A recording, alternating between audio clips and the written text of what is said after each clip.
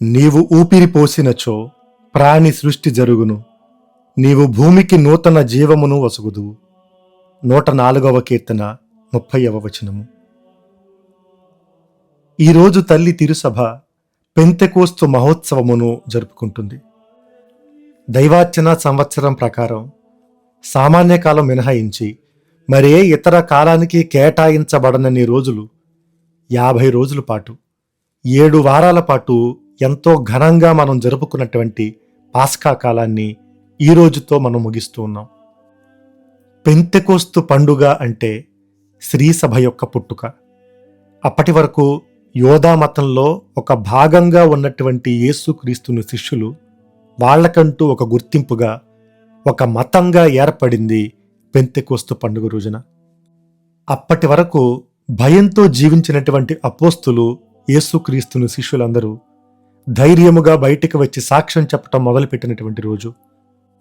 తన పునరుత్థానం తరువాత మోక్షారోహణకు ముందు యేసుక్రీస్తు శిష్యులకు ఏ వాగ్దానం అయితే చేశారో ఆ వాగ్దానం నెరవేరి ఓదార్చువానిగా పవిత్రాత్మ సర్వేశ్వరుడు అపోస్తుల మీద వేంచేసి వచ్చినటువంటి పండుగ. యేసుక్రీస్తు తరువాత మొదటిసారి మరొక వ్యక్తి బైబిల్ గ్రంథంలో ప్రసంగం చెప్పటం మనం చూస్తాం. నాయకుడైనటువంటి పునీత పేతురు మొదటి ప్రసంగాన్ని ఈరోజు పెంతెకోస్తు పండుగ రోజున మనం చూస్తాం. తన 3 సంవత్సరాల సువార్త పరిచర్యలో దైవరాజ్య ప్రకటనలో స్వయంగా యేసుక్రీస్తే నన్ను అనుసరించమని ఎంతో మందికి చెప్పటం మనం చూస్తాం.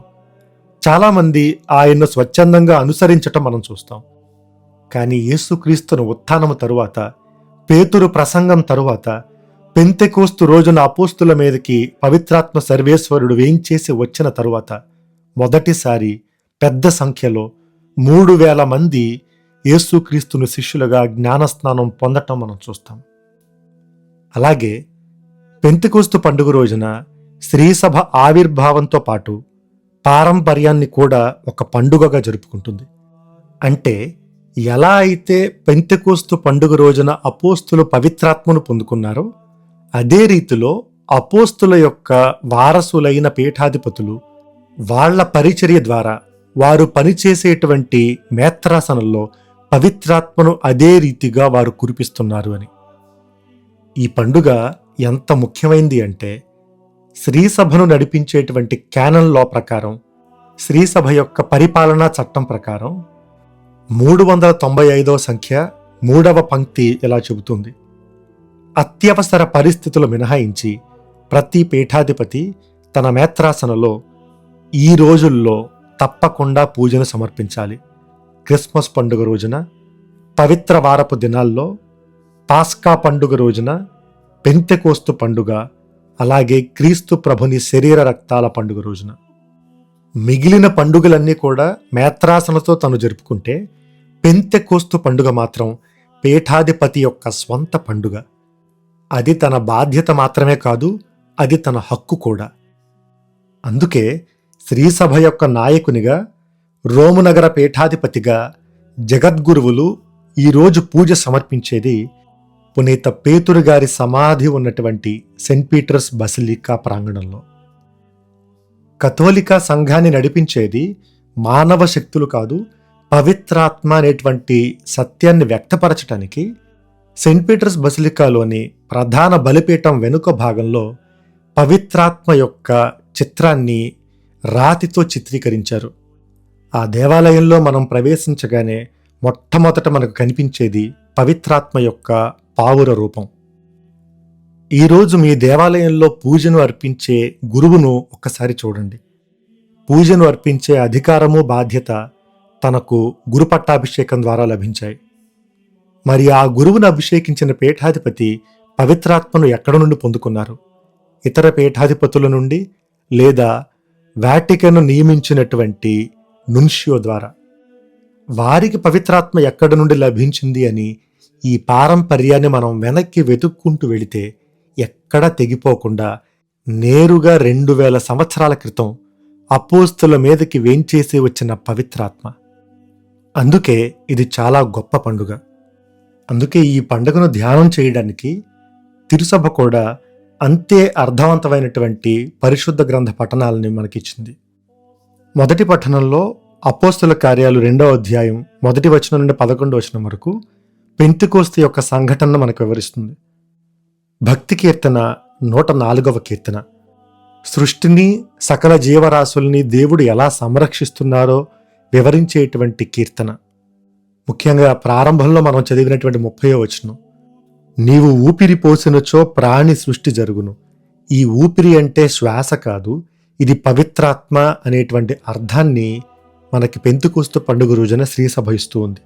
ఇదే వచనంలో 2వ పంక్తి ఇలా ఉంటుంది, నీవు భూమికి నూతన జీవమును ఒసగుదు.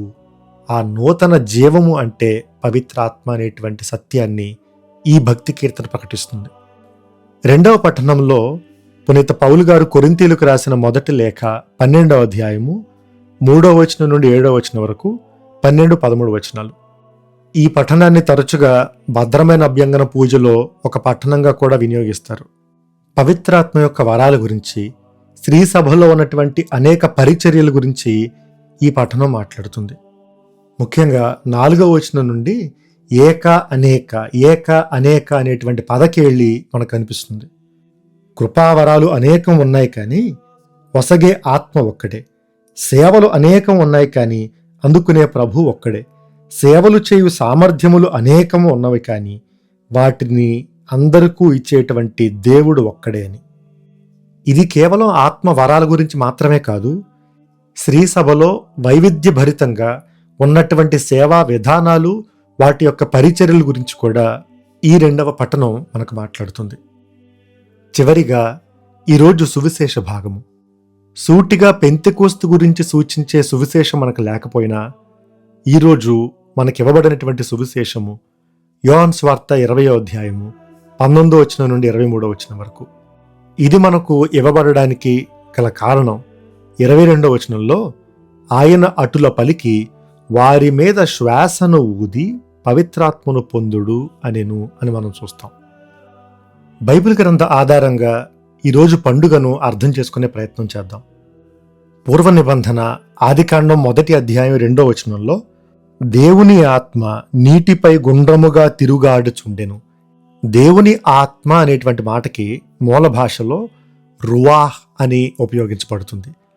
రువా అనేటువంటి ఈ పదానికి అర్థం ఊపిరి లేదా శ్వాస అని. అంటే యావే దేవుని యొక్క శ్వాస భూమి మీద గుండ్రముగా తిరుగాడుతుంది అని. ఇదే మాటను ప్రతిబింబిస్తూ ఈరోజు మొదటి పఠనంలో 2వ వచనంలో మనకు ఒక మాట కనిపిస్తుంది, అప్పుడు వేగముగా వీచు బలమైన గాలి అని. గ్రీకు భాషలో ప్నోయస్ అని, లతీను భాషలో స్పిరితుస్ అని కనిపిస్తుంది. అన్ని భాషల్లోనూ ఒకటే అర్థం, శ్వాస లేదా ఊపిరి అని. ఇంగ్లీష్లో చాలా పదాలు ఈ స్పిరారే అనేటువంటి లాటిన్ పదం నుండి వచ్చినవి. ఇన్స్పిరేషన్ అని అంటాం, అంటే ఒకరి లోపలికి శ్వాసను లేదా ఊపిరిని పంపించడం. లేదా ఎక్స్పైర్ అని అంటాం. ఎక్స్పైర్ అంటే ఊపిరి ఆగిపోవటం. అలాగే కాన్స్పైర్ లేదా కాన్స్పిరసీ అనే మాట కూడా ఇక్కడి నుండే వస్తుంది, కుట్ర పన్నటం. అంటే అందరూ కలిసి ఒకే శ్వాసను పీల్చుకోవటం. చివరిగా రెస్పిరేషన్ అని అంటాం, అంటే ఊపిరి తీసుకోవటం. అంటే మళ్ళీ మళ్ళీ మళ్ళీ ఊపిరి తీసుకోవటాన్ని రెస్పిరేషన్ అని అంటాం. ఇంగ్లీష్లో పవిత్రాత్మను హోలీ స్పిరిట్ అంటాం, పవిత్రమైన శ్వాస అని. ఏ శ్వాస అయితే మనం బ్రతకడానికి అవసరమవుతుందో పవిత్రాత్మ కూడా అలానే మనకు ఆధ్యాత్మికంగా జీవాన్ని ఇస్తుంది. ఇక పండుగ రూపంలో పెంతెకోస్తును మనం అర్థం చేసుకోవాలంటే, పూర్వ నిబంధనలో క్రైస్తవుల కన్నా ముందు యూదులు ఈ పండుగను జరుపుకునేవాళ్ళు. వాళ్ళకు ప్రధానంగా 7 పండుగలు ఉండేవి. వాటిలో 3 పండుగలకు ఖచ్చితంగా యూదులందరూ కూడా యెరూషలేము దేవాలయానికి వచ్చి తీరాలి. ఎలా అయితే ముస్లిం సహోదరులు జీవితంలో ఒక్కసారైనా హజ్ అనేటువంటి పవిత్ర యాత్ర ద్వారా వాళ్ళు మెక్కాకి వెళ్ళాలి అనేటువంటి ఒక నిబంధన ఉందో, అలాగే యూదులందరూ కూడా సంవత్సరానికి 3 సార్లు 3 పండుగలకు వాళ్ళు యెరూషలేము దేవాలయానికి వెళ్ళవలసి ఉండేది. మొదటిది పెసాక్ లేదా పాస్కా. ఈ పండుగను వాళ్ళు ఐగుప్తు నుండి ఎర్ర సముద్రాన్ని దాటి వెళ్ళేటువంటి మహా నిర్గమాన్ని జరుపుకునేవాళ్ళు. క్రైస్తవత్వంలో ఇదే పండుగ యేసుక్రీస్తుని పునరుత్థాన రూపంలో మరణాన్ని దాటి పునరుత్థానం ద్వారా మహానిర్గమాన్ని మనం జరుపుకుంటాం. రెండవ పండుగ ఈరోజు మనం జరుపుకుంటున్నటువంటి పెంతెకోస్తు పండుగ. వాళ్ళు షవోత్ అని పిలిచేవాళ్ళు. పాస్కా పండుగ జరిగిన 50 రోజుల తరువాత ఈ పండుగను జరుపుకునేవాళ్ళు. పెంటెకోస్ట్ అంటే 50 అనేటువంటి పేరు కూడా దీని నుండే వచ్చింది. ఈ పండుగను ఎందుకు జరుపుకునేవాళ్ళు అంటే, ఇశ్రాయేలీయులు ఎడారిలో ప్రవేశించి సీనాయి పర్వతాన్ని చేరుకున్న తరువాత మోషే ద్వారా పవిత్ర ధర్మశాస్త్రాన్ని 10 ఆజ్ఞలను వాళ్ళు పొందుకున్నటువంటి పండుగను ఈ పెంతెకోస్తు రూపంలో జరుపుకునేవాళ్ళు. యూదులకు సంబంధించినంత వరకు ధర్మశాస్త్రాన్ని వాళ్ళు చాలా గర్వంగా భావించేవాళ్ళు. మరే ఇతర దేశానికి రాజ్యానికి లేనంత గొప్పగా ఈ ధర్మశాస్త్రం అన్ని విధాలుగా వాళ్ళ జీవితాన్ని నడిపించేది.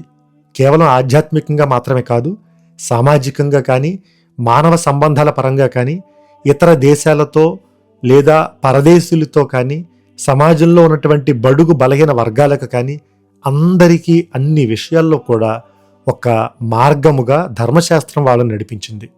ఈ ధర్మశాస్త్రం ద్వారా మీరు నా ప్రజలవుతారు, మీరు వీటిని పాటిస్తే నేను మీకు దేవుడునవుతాను అని యావే దేవుని యొక్క ప్రకటన ఈ ధర్మశాస్త్రం యొక్క గొప్పతనాన్ని సూచిస్తుంది.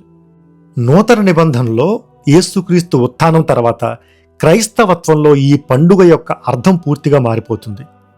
ఏ పెంతెకోస్తు పండుగ అయితే మోషే ద్వారా ధర్మశాస్త్రాన్ని యావే దేవుడు ఈ లోకానికి ఇచ్చారో, అదే పెంతెకోస్తు పండుగ రోజున అపోస్తులు పొందుకుంటుంది ధర్మశాస్త్రం కాదు, పవిత్రాత్మ సర్వేశ్వరుని. ధర్మశాస్త్రము పవిత్రాత్మ ద్వారా ప్రతి ఒక్కరి హృదయంలో రాయబడుతుంది. ఇర్మియా ప్రవక్త గ్రంథం 31వ అధ్యాయం 33వ వచనంలో, ఆ దినము వచ్చినప్పుడు నేను ఇశ్రాయేలు ప్రజలతో చేసుకున్న నిబంధన ఇది, నేను నా ధర్మశాస్త్రమును వారి అంతరంగముననుంతును, వారి హృదయములపై లిఖింతును, నేను వారి దేవుడు నగుదును, వారు నా ప్రజలగుదురు. అంతరంగంలో రాయటం అంటే పవిత్రాత్మను ప్రతి ఒక్కరికి కూడా దేవుడు ప్రసాదించటం. మనం చేస్తుంది తప్ప ఒప్ప అని ఎక్కడో ధర్మశాస్త్రాల్లోనో తాళపత్రాల్లోనో రాతి పలకలపైన మనం వెతకవలసిన అవసరం లేకుండా స్వయంగా ఆత్మదేవుని యొక్క వరముల ద్వారా మనమే మన మనస్సాక్షిలో తెలుసుకునేటువంటి గొప్ప భాగ్యాన్ని ఆత్మరూపంలో దేవుడు మనకు ప్రసాదించారు. యూదులు జరుపుకునే 3వ పండుగ సుక్కోతు పండుగ లేదా గుడారాల పండుగ. ఇశ్రాయేలీయుల 40 ఏళ్ల ఎడారి ప్రయాణంలో యావే దేవుడు వారితో పాటు ఎలా ప్రయాణించారో గుర్తు చేసుకోవడానికి ఈ పండుగను వాళ్ళు జరుపుకునేవాళ్ళు. ఈ పండుగను 2 వారాల తరువాత దివ్య సత్ప్రసాద మహోత్సవంగా క్రీస్తు ప్రభుని శరీర రక్తాల పండుగ రూపంలో మనం జరుపుకోబోతూ ఉన్నాం. మనం గమనిస్తే పూర్వ నిబంధనలో యూదా మతంలో ఉన్నటువంటి అనేక అంశాలు నూతన నిబంధనలో క్రైస్తవత్వంలో కొత్త అర్థాన్ని పొందుకుంటాయి. దర్శన గ్రంథం 21వ అధ్యాయం 5వ వచనంలో యేసుక్రీస్తు చెప్పినట్టుగా, నేను సమస్తాన్ని నూతన పరచబోచున్నాను అని. అందుకే పెంతెకోస్తు పండుగ ఒక నూతన సృష్టి, శ్రీసభ యొక్క ఆవిర్భావం. ఈ అంశాన్ని ఇంకొక విషయం మనకు స్పష్టం చేస్తుంది. నిర్గమకాండం 32వ అధ్యాయం 27-28 వచనాల్లో ధర్మశాస్త్రాన్ని పొందుకున్న వెంటనే బంగారు దూడ రూపంలో వాళ్ళు చేసిన పాపం మనకు కనిపిస్తుంది. అక్కడ ఏం జరిగింది అంటే 28వ వచనంలో, లేవీయులు మోషే ఆజ్ఞాపించినట్లే చేసిరి, నాడు ఇశ్రాయేలీయులలో 3000 మంది చచ్చిరి అని చూస్తాం. అది పూర్వ నిబంధనలో ధర్మశాస్త్రం ఇవ్వబడిన తరువాత జరిగినటువంటి సంఘటన. అపోస్తల కార్యాలు 2వ అధ్యాయం, ఈరోజు మనం చదివినటువంటి సువిశేష భాగం తరువాత అదే పెంతెకోస్తు రోజున ఏం జరుగుతుందో 41వ వచనంలో మనం చూడొచ్చు. అతని ప్రబోధము విని, ఎవరి ప్రబోధము అంటే పేతురు గారి యొక్క ప్రబోధం విని విశ్వసించిన వారిలో అనేకులు జ్ఞానస్నానము పొందిరి. ఆ దినమున రమారమి 3000 మంది చేర్చబడిరి. పూర్వ నిబంధనలో 3000 మంది చచ్చిపోతే ఇక్కడ 3000 మంది చేర్చబడ్డారు. ఇది యాదృచ్ఛికంగా జరిగేటువంటి ఒక సంఘటన కాదు. ఉద్దేశపూర్వకంగా పాత నిబంధనలో జరిగిన దాన్ని మనకు స్ఫురణకు తీసుకురావడానికి లూకా గారు రాసినటువంటి ఒక విధానం. ఈనాటి మన వాక్య పరిచర్యకి 3 ధ్యానాంశాలను మనం ఎంచుకోవచ్చు. మొదటిది అర్థమయ్యే భాష, రెండవది పవిత్రపరిచే శ్వాస, మూడవది శ్రీ సభమాత. మొదటిది అర్థమయ్యే భాష. ఈరోజు మొదటి పట్టణంలో అపోస్తుల కార్యాలు 2వ అధ్యాయము 4వ వచనంలో, అప్పుడు పవిత్రాత్మ వారికి వాక్శక్తిని అనుగ్రహించిన కొలది వారు అన్య భాషలలో మాట్లాడసాగిరి అని మనం చూస్తాం. పవిత్రాత్మ ద్వారా వాళ్ళు అనేక భాషల్లో మాట్లాడినట్టుగా మనకు మొదట కనిపిస్తుంది. కానీ మనం చదువుతూ వెళ్లే కొద్దీ మనకు అర్థమయ్యేటువంటి మరొక సత్యం, వారు మాట్లాడుచున్నది మనము మన స్వంత భాషలో వినుచున్నాము అని. మాట్లాడే వాళ్ళ దగ్గర నుండి వినే వాళ్ళ దగ్గర జరిగే అద్భుతంగా మనం ఒక మార్పును గమనిస్తాం. ఈరోజు పండుగకు మనకు కొన్ని పరిశుద్ధ గ్రంథ పట్టణాలు ఇవ్వబడ్డాయి కదా.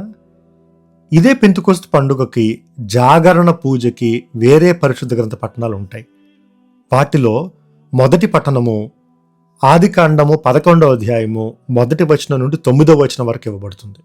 అక్కడ మనకు కనిపించేది బాబేలు గోపురము యొక్క సంఘటన.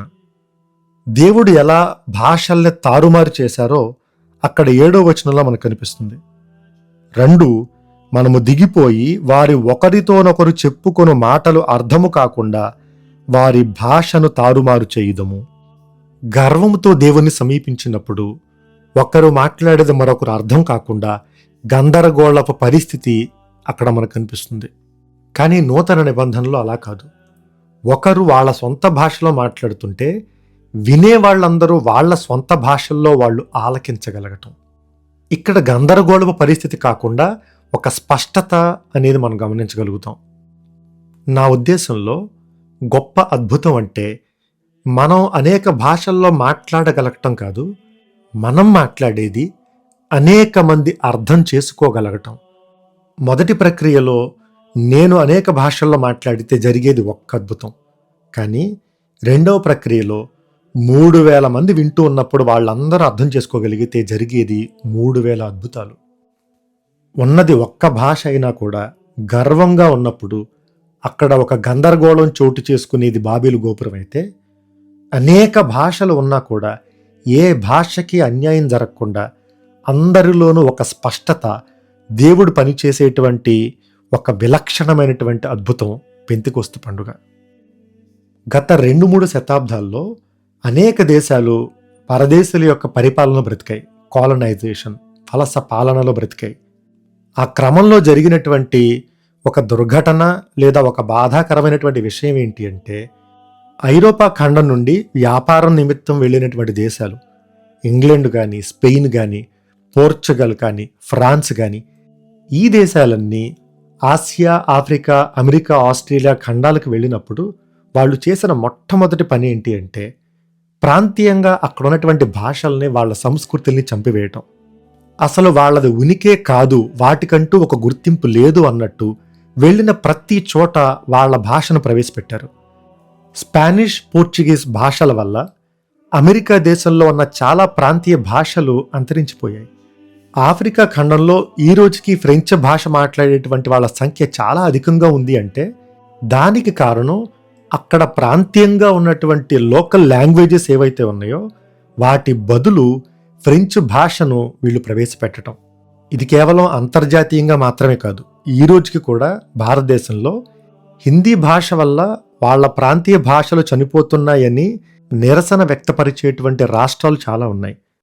ఉదాహరణకి పేపల్ సెమినరీ పూణేలో నేను చదువుతూ ఉన్నప్పుడు 2017 సంవత్సరంలో మహారాష్ట్ర ప్రభుత్వం వాళ్ళు ఒక చట్టాన్ని ప్రవేశపెట్టారు, Maharashtra shops and establishment act అని.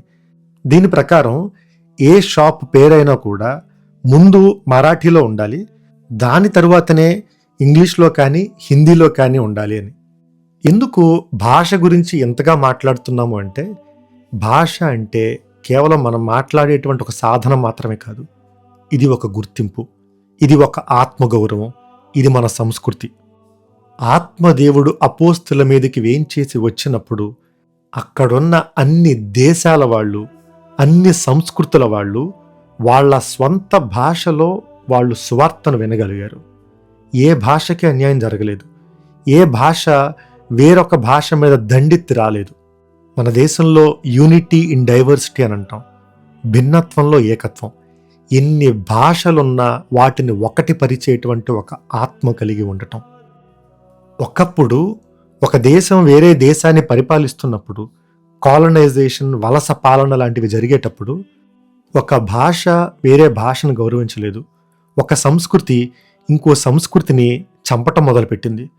క్రైస్తవత్వం కూడా దీనికి వంత పలికింది. దాని ఫలితం ఏంటి అంటే అనేక సంస్కృతులు, అనేక భాషలు అంతరించిపోవటం. కానీ ఈరోజు మనలో ఒక పరిణితి చోటు చేసుకుంది. ప్రతి భాషని, ప్రతి సంస్కృతిని స్త్రీ సభ గౌరవిస్తుంది, ప్రతి దేశం గౌరవిస్తుంది. ఆత్మదేవుడు కూడా ప్రతి భాషని, వాళ్ళ సంస్కృతిని గౌరవిస్తూ ఎవరి భాషల్లో వాళ్ళకి అర్థమయ్యే రూపంలోనే ఆత్మదేవుడు కూడా మాట్లాడాడు. అక్కడి వరకు ఎందుకు, యేసుక్రీస్తు ఒక మానవుడిగా మాట్లాడింది హీబ్రూ, అరమైక్ భాషలు. కానీ యేసుక్రీస్తు ఎవరికి దర్శనమిచ్చినా వాళ్ళ భాషలోనే మాట్లాడారు. మరియ తల్లి ఒక యోధా స్త్రీ, ఆవిడ కూడా హీబ్రూ, అరమైక్ భాషలే మాట్లాడేవారు.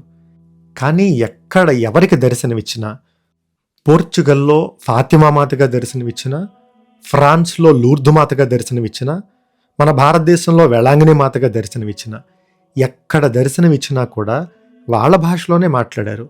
వాళ్ళకి చెందినటువంటి ఒక వ్యక్తిలాగా చీర కట్టుకున్నా, లేదా తన యొక్క ఆహార్యం అన్నీ కూడా వాళ్ళ సంస్కృతికి చెందినట్టుగానే ఉన్నాయి. ఎందుకంటే దేవుడు కూడా ప్రతి భాషని, ప్రతి సంస్కృతిని, ప్రతి దేశాన్ని, ప్రతి కులాన్ని, ప్రతి తెగను గౌరవించారు. మనం మాట్లాడేది ఎదుట వాళ్ళు వాళ్ళ భాషలో అర్థం చేసుకోగలగటం ఆత్మదేవుని యొక్క గొప్ప అద్భుతం. ఓసారి ఒక చోట చదివాను, the official language of Europe is translation అని. యూరోప్ అనేది ఒక ఖండం, అనేక భాషలున్నాయి. కానీ దాని అధికారిక భాష ఏంటి అంటే అనువాదం అని అన్నారు. ఎవరు ఏ భాషలో మాట్లాడినా మనం వినేది మన భాషలోనే. ఎవరి భాషకి, ఎవరి సంస్కృతికి అన్యాయం జరగదు. ఎందుకంటే ఒకదాన్ని మించి ఒకటే, ఒకదానికంటే గొప్పది ఒకటే అనేటువంటి పోలిక, పోటీతత్వం అక్కడ లేకపోవటం. వైవిధ్యంలో కూడా దైవత్వం అనేది అర్థమయ్యేటువంటి ఒక భాషగా మనకు అనిపిస్తుంది. ఒకరిని శాసించాలి, ఒకరిని నియంత్రించాలి అనేటువంటి అత్యాశ లేకపోవటం. అలాంటి స్త్రీ సభలో సభ్యులుగా మనం ఉండాలి. మనకి భిన్నంగా ఉండే వాళ్ళు కూడా అర్థం చేసుకునేటువంటి ఆత్మీయ, ఆధ్యాత్మికమైనటువంటి భాషలో మనం సంభాషించగలగాలి. నీకంటే నేను గొప్ప, నీ భాష కంటే నా భాష గొప్ప, నీ కులం కంటే నా కులం గొప్ప అనేటువంటి పోటీతత్వం బదులు మనం ఆధ్యాత్మికతలో ఎదగాలి. ఈనాటి రెండవ ధ్యానాంశము పవిత్రపరిచే శ్వాస. ఈరోజు సువిశేషంలో యోహాను సువార్త 20వ అధ్యాయం 22వ వచనంలో అటుల పలికి ఆయన వారి మీద శ్వాస ఊది పవిత్రాత్మను పొందుడు అనెను అని మనం చూస్తాం. శ్వాస గ్రీకు భాషలో దీన్ని ప్నెౌమా అని మనం చూస్తాం. అంటే ఊపిరి లేదా శ్వాస అని అర్థం. యేసుక్రీస్తు ఉత్థానము తరువాత శిష్యులను మొదటిసారి కలిసినప్పుడు వారి మీద శ్వాసను ఊది ఎందుకు వాళ్ళకి పవిత్రాత్మనిస్తూ ఉన్నారు? ఈ ప్నెౌమా అనేటువంటి మాట మనకు యోహాను సువార్తలో ఆఖరిసారి కనిపించేది ఇక్కడే. కానీ దీనికి ముందు మనకి ఎక్కడ కనిపిస్తుంది అంటే యోహాను సువార్త 19వ అధ్యాయం 30వ వచనంలో యేసుక్రీస్తు చనిపోయినప్పుడు ఇదే మాట మనకు కనిపిస్తుంది. యేసు ఆ రసమును అందుకొని సమాప్తమైనది అని తల వంచి ప్రాణము విడిచెను. మూల భాష ప్రకారం చూస్తే తల వంచి ఆత్మను అప్పగించను అని కూడా మనం అనువదించవచ్చు. అంటే యేసుక్రీస్తు మరణించినప్పుడు తన శ్వాసను తండ్రికి అప్పగించారు. ఆ తరువాత ఉత్థానుడైన తరువాత అదే శ్వాసను, శిలువ మీద ఆయన విడిచినటువంటి తుది శ్వాసను శిష్యుల మీదకు ఆయన ఊది పవిత్రాత్మ ద్వారా వారికిచ్చారు. ఆ ఆత్మ ఊపిరిగా శ్రీసభ యొక్క ఆధ్యాత్మికమైనటువంటి శరీరానికి ఒక బలముగా అది కనిపిస్తుంది. శ్రీసభ చేసే ప్రతి పరిచర్యను అది నడిపిస్తుంది. ఆదివారం పూట అలానే పండుగ రోజుల్లో చదవబడేటువంటి 3వ కృతజ్ఞతా ప్రార్థనలో ఈ మాటలు మనకు కనిపిస్తాయి. పవిత్రాత్మ ప్రభావము వలన సమస్తమునకు జీవము పోసి పవిత్రపరచుచున్నావు అని. మనం జీవిస్తున్నాము అంటే, మనం పవిత్రపరచబడుతున్నాము అంటే అది కేవలం పవిత్రాత్మ ద్వారా మాత్రమే సాధ్యము అని ఈ ప్రార్థన చెప్తుంది. ఇది ఎక్కడి నుంచి తీసుకొనబడింది అంటే అపోస్తల కార్యాలు 17వ అధ్యాయము 25వ వచనంలో ప్రజలకు అందరకు జీవమును శ్వాసమును సమస్తమును ఇచ్చు ఆయన అని మనం చూస్తాం. అందుకే ఈరోజు 2వ పట్టణంలో 3వ వచనంలో పవిత్రాత్మచే తప్ప ఏ వ్యక్తియు యేసే ప్రభువు అని అంగీకరింపజాలడు, మన విశ్వాసానికి మూలమే పవిత్రాత్మ. ఈనాటి 3వ ధ్యానాంశము శ్రీ సభమాత. మీరు అనుకోవచ్చు, ఎందుకు పెంతెకోస్తు పండుగ రోజున మరీ తల్లి గురించి ఎందుకు ధ్యానం చేయాలి అని. 2018వ సంవత్సరంలో ఒక అర్థవంతమైనటువంటి పండుగను ఫ్రాన్సిస్ పాపు గారు ప్రవేశపెట్టారు. ప్రతి పెంతెకోస్తు పండుగ తరువాత రోజు అంటే సోమవారం రోజున శ్రీ సభమాత యొక్క పండుగను జరుపుకోమని. అలాగే ఈరోజు ఆదివారం కాబట్టి మనం క్రైస్తవుల సహాయమాత పండుగ జరుపుకోవట్లేదు, కానీ మే నెల 24వ తారీఖున క్రైస్తవుల సహాయమాత పండుగ. శ్రీ సభమాత, క్రైస్తవుల సహాయమాత ఈ రెండూ కూడా ఈరోజు మనం జరుపుకోవటం ఒక అర్థవంతమైనటువంటి సమ్మేళనం అని చెప్పొచ్చు. మరియ తల్లికి ఉన్నటువంటి బిరుదుల్లో శ్రీ సభమాత అనేది చాలా అర్థవంతమైనటువంటి, వ్యక్తిగతంగా నాకు చాలా ఇష్టమైనటువంటి ఒక పేరు. ఎందుకంటే బైబిల్ గ్రంథంలో ఆఖరుసారిగా మరియ తల్లి కనిపించేది పెంతెకోస్తు పండుగ రోజునే. ఆ తరువాత మరియ తల్లి గురించి స్పష్టమైనటువంటి ప్రస్తావన మనకు కనిపించదు. ఒకవేళ దర్శన గ్రంథంలో మనకు కనిపించినా కూడా అది ఉపయోగించబడేటువంటి విధానం పరోక్షంగా దర్శనాల రూపంలో మనకు కనిపిస్తుంది. లూకా స్వార్త, అపోస్తుల కార్యాలు రెండూ కూడా పునీత లూకా గారే రాశారు. మొదటిసారి మనకు మరియ తల్లి ఎక్కడ కనిపిస్తారు? యేసుక్రీస్తుని జనన ప్రకటన సందర్భంగా మొదటిసారి మనకు కనిపిస్తారు. ఆ తరువాత ఆఖరుసారి మనకు కనిపించేది శ్రీ సభ యొక్క జనన ప్రకటన పెంతెకోస్తు పండుగ రోజున. అపోస్తుల కార్యాలు కూడా లూకా గారే రాశారు. మరియ తల్లి గురించి ఆయన ప్రస్తావించిన తీరు చూద్దాం. అపోస్తుల కార్యాలు 1వ అధ్యాయం 14వ వచనంలో వీరందరూ వీరితో పాటు కొందరు స్త్రీలు యేసు తల్లియగు మరియమ్మయు ఆయన సోదరులను ఒకచోట ఎడతెగక ప్రార్థన చేయుచుండిరి. వీరితో పాటు కొందరు స్త్రీలను రాసినప్పుడు అందరూ స్త్రీలతో పాటు మరియ తల్లిని ఎందుకు పేర్కొనలేదు? స్త్రీలందరిలో ధన్యురాలు కాబట్టి ప్రత్యేకంగా తన స్థానాన్ని అలానే నిలిపారు లూకా గారు.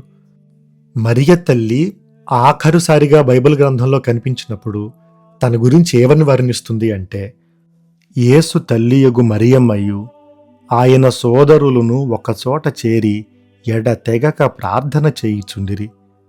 ఇంతకంటే గొప్పగా మరియ తల్లి గురించి ఎవరు వర్ణిస్తారు? మనం ఎవరినైనా వెతుకుతూ అతన్ని ఎక్కడ చూసావు అంటే, ఏమో ఇందాక వచ్చేటప్పుడు నిద్రపోతూ చూశాను, లేదా బయటికి వెళుతూ చూశాను అని అంటారు. బైబిల్ గ్రంథం ఆఖరిసారి మరియ తల్లిని చూసింది ప్రార్థన చేస్తూ, అది కూడా ఎడతెగక ప్రార్థన చేస్తూ. ఎవరితో కలిసి అంటే యేసు సోదరులతోనూ. ఎవరు సోదరులు అంటే శ్రీసభ. శ్రీసభతో పాటు ఆవిడ ప్రార్థన చేస్తూ ఉండటం ఆఖరుసారిగా బైబిల్ గ్రంథం చూపిస్తుంది. ఇంకా ఆశ్చర్యపరిచే విషయం ఏంటి అంటే, నూతన నిబంధనలో ఈ మాట కేవలం 6 సార్లు మాత్రమే ఉపయోగించబడింది. మొట్టమొదటిసారి ఎడతెగక అంటే ఇంగ్లీష్లో కంటిన్యూస్లీ అని అంటారు, ఆగకుండా ప్రార్థన చేయటం. అలాగే ఇంకొక అర్థం ఏంటి అంటే, నన్ను నేను ఒక వ్యక్తికి సేవకు అందుబాటులో ఉంచుకోవటం, టు స్టాండ్ రెడీ అని అంటారు. ఇప్పుడు అవసరం వస్తే అప్పుడు పిలిస్తే పలకడానికి సిద్ధంగా ఉండటం, విశ్వసనీయంగా ఉండటం, అలాగే నిమగ్నం అయిపోయి ఉండటం. ఇన్ని అర్థాలు బైబిల్ గ్రంథంలో మొదటిసారి ఎవరి గురించి చెప్పబడ్డాయి అంటే మరియ తల్లి గురించి, తొలి శ్రీసభ గురించి. చాలామంది ప్రొటెస్టెంట్ సంఘాల వాళ్ళు మరియ తల్లి గురించి చేసేటువంటి ఒక వ్యాఖ్య ఏంటి అంటే, పౌలు గారు ఎక్కడా మరియ తల్లి గురించి ప్రస్తావించలేదు అని. ఎవరు చెప్పారు ప్రస్తావించలేదని? పౌలు గారు రోమీయులకు రాసినటువంటి లేఖ 12వ అధ్యాయం 12వ వచనంలో సర్వదా ప్రార్థింపుడు అనే మాట మనకు కనిపిస్తుంది. ప్రే ఎట్ ఆల్ టైమ్స్, ఎడతెగక నిమగ్నమై ఉండి ప్రార్థించండి అని అర్థం. పౌలు గారు కొలస్సీలకు రాసిన లేఖ 4వ అధ్యాయం 2వ వచనంలో ప్రార్థనను పట్టుదలతో చేయుడు, ప్రార్థన చేయునప్పుడు జాగరూకతతో ఉండుడు, దేవుని ఎడల కృతజ్ఞతాభావము కలిగి ఉండుడు. అలాగే అపోస్తల కార్యాలు 6వ అధ్యాయం 4వ వచనంలో డీకన్లను ఉపగురువులను ఎన్నుకున్నప్పుడు అపోస్తులు చెప్పేటువంటి మాట, సోదరులారా, మేము ఆహార పరిచర్యల్లో నిమగ్నమై ఉండటం అనేది మాకు న్యాయం కాదు. మేమేం చేస్తాము అనంటే, మేము మా సమయమునంతయు ప్రార్థించుటకును వాక్య పరిచర్యను నిరంతరము ఉపయోగించెదము. వీటన్నిటికీ ఉపయోగించబడినటువంటి గ్రీకు పదం ఒకటే, ప్రోస్కర్టెరేవ్, అంటే ఎడతెగక ప్రార్థించుట. ఇది మొదటిసారి బైబిల్ గ్రంథంలో ఉపయోగించబడింది మరియ తల్లికి. ఒక విశ్వాసి ప్రార్థనలో నిమగ్నమై ఉండాల్సినటువంటి తీరు ఎక్కడి నుండి నేర్చుకోవాలి అంటే మరియ తల్లి నుండి. తొలి శ్రీసభ సభ్యులందరితో పాటు చేసిన మొట్టమొదటి నవదిన ప్రార్థన యేసుక్రీస్తు ఉత్థానము నుండి పెంతెకోస్తు పండుగ వరకు 9 రోజులు. ఆ 9 రోజులు ఎడతెగక ప్రార్థన చేసిన వారిలో ఎవ్వరి పేరు చెప్పబడలేదు, ఒక్క మరియ తల్లి పేరు తప్ప. ఇందాక చెప్పుకున్నాం, లూకా స్వార్త, అపోస్తుల కార్యాలు 2 రచించింది లూకా గారు అని. గబ్రియేలు సన్మంస్కుడు యేసుక్రీస్తు పుట్టుక గురించి మాట్లాడినప్పుడు లూకా స్వార్త 1వ అధ్యాయం 35వ వచనంలో పవిత్రాత్మ నీపై వేయించేయును అని ఉంటుంది. అలాగే అపోస్తల కార్యాలు 1వ అధ్యాయం 8వ వచనంలో పవిత్రాత్మ మీపైకి వచ్చునప్పుడు. నిజానికి మూల భాషలో లూకా గారు ఉద్దేశపూర్వకంగా ఒకటే పదాన్ని ఉపయోగించారు, ఎపెర్కొమాయ్ అనేటువంటి పదం. లూకా స్వార్తలో మొదటిసారి మనకిది కనిపించేది యేసుక్రీస్తు పుట్టక ముందు పవిత్రాత్మ దేవుడు వేంచేసి రావటం గురించి. అపోస్తుల కార్యాల్లో మొదటిసారి మనకిది కనిపించేది పవిత్రాత్మ సర్వేశ్వరుడు అపోస్తుల మీద వేంచేసి రావటం గురించి. ఈ 2 సందర్భాల్లో మనకు కనిపించే ఒకే ఒక్క వ్యక్తి మరియ తల్లి. అందుకే శ్రీసభ యొక్క పుట్టుక అయిన పెంతెకోస్తును సెకండ్ అనన్సియేషన్ అని పిలుస్తారు, అంటే 2వ మంగళవార్త అని. ఎందుకంటే మొదటి మంగళవార్త జరిగినప్పుడు పవిత్రాత్మ మరియ తల్లి మీద వేంచేసి వచ్చారు, ఇక్కడ శ్రీసభ పుట్టినప్పుడు అపోస్తుల మీద వేంచేసి వచ్చారు. పవిత్రాత్మ వేంచేసి వచ్చేటువంటి దైవానుభవం ఎలా ఉంటుందో ఎరిగిన ఒకే ఒక్క మనిషి మరియ తల్లి. తాను అపోస్తులతో కలిసి ప్రార్థన చేస్తూ వారి మీద పవిత్రాత్మ సర్వేశ్వరుడు వేంచేసి వచ్చే సమయానికి వారు సిద్ధపడటంలో మరియ తల్లి కూడా తోడ్పడ్డారు. శ్రీసభకు శిరస్సు యేసుక్రీస్తు. తన పుట్టుకలో ఉన్న మరియ తల్లి శ్రీసభ యొక్క పుట్టుక, శరీరమైనటువంటి శ్రీసభ యొక్క జననంలో కూడా మరియ తల్లి ఒక తల్లిగా వారితో పాటు నిలబడుతూ ఉన్నారు. అందుకే శ్రీసభ యొక్క బోధన ప్రకారం మరియ తల్లి శిష్యులతో పాటు పెంతెకోస్తు రోజున ఉన్నప్పటికీ కూడా తాను పొందినటువంటి పవిత్రాత్మ అనుభవం అనేది కొత్తగా ఇది వరకు లేనటువంటిది అదనంగా చేర్చబడింది కాదు. ఎందుకంటే మరియ తల్లి అప్పటికే అనుగ్రహ పరిపూర్ణురాలు. తనలో కొరవడినటువంటి లేదా లోటుగా ఉన్నటువంటి అంశాలు ఏమీ కూడా లేకపోవటం చేత పెంతెకోస్తు రోజున శ్రీసభ సభ్యురాలిగా, శ్రీసభ మాతగా వారితో పాటు మరోసారి ఒక ఆమోద ముద్రను మరియ తల్లి పొందుకున్నారు. ఆంగ్లికన్ సంఘానికి చెందినటువంటి ఒక గొప్ప తత్వవేత్త, వేదాంత పండితుడైనటువంటి కార్డినల్ జాన్ హెన్రీ న్యూమన్ శ్రీసభలో ఆయన చేరిన తరువాత చెప్పిన మాట, I was once a member of an orphan church. Now I am the member of a church with a mother అని. అంటే ఇది వరకు తల్లి లేనటువంటి ఒక అనాథ సంఘంలో ఒక సభ్యుణ్ణి, ఇప్పుడు తల్లి ఉన్నటువంటి ఒక సంఘంలో నేను భాగస్తుణ్ణి అని.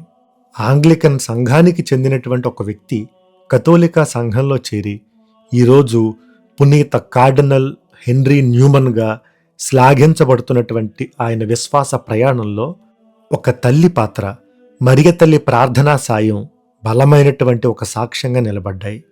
ఇంత గొప్ప పండుగను మనం జరుపుకుంటూ ఉన్నాం.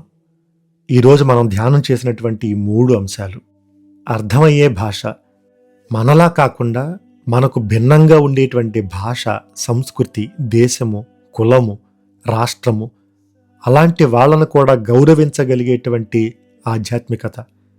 2వది పవిత్రపరిచే శ్వాస. యేసుక్రీస్తు ఏ శ్వాసను ఆయన శిలువ మీద విడిచారో, ఏ శ్వాసను ఆయన పవిత్రాత్మ రూపంలో ఉత్థాన క్రీస్తుగా శిష్యులకు ఆయన ప్రసాదించారో అదే ఆత్మను దివ్య సంస్కార రూపంలో పొందుకున్న మనము శ్రీసభ సభ్యులంగా మనము సాక్ష్యపూరితంగా జీవించే కృపను దేవుడు దయచేయాలని. మూడవదిగా, శ్రీసభ మాతగా నిరంతరము మన కోసం ఎడతెగక ప్రార్థించేటువంటి తల్లి మనకున్నప్పుడు ఆ తల్లి ప్రార్థనా సాయంతో నిరంతరము మనము కూడా మన సంఘంతో కలిసి ఎడతెగక ప్రార్థించేటువంటి బిడ్డలంగా శ్రీసభ సభ్యులంగా మనం ఉండే కృపను ఆ దేవుడు ప్రసాదించాలని, అలాగే పవిత్రాత్మ యొక్క శక్తి ద్వారా పవిత్ర పదంలో గురువులు పీఠాధిపతులు అందరూ కూడా నడిపించబడాలని, సంఘాన్ని సరైనటువంటి మార్గంలో వారు నడిపించేటువంటి శక్తిని పొందుకోవాలని ఈరోజు ప్రార్థన చేద్దాం. సర్వశక్తిగల సర్వేశ్వరుడు పిత, పుత్ర, పవిత్రాత్మ మనలను ఆశీర్వదించి కాపాడునుగాక. ఆమెన్.